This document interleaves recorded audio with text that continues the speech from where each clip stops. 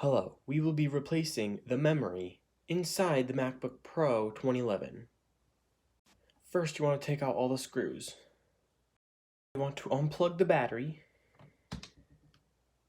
and make sure it keeps away from the pins.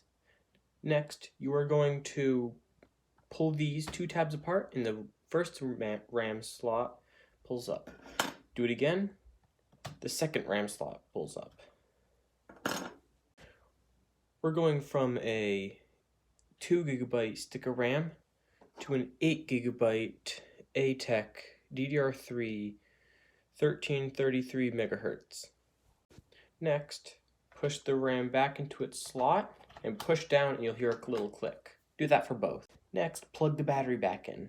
Now put the cover back on. Now put the screws back in. And now it boots. And we're back into High Sierra.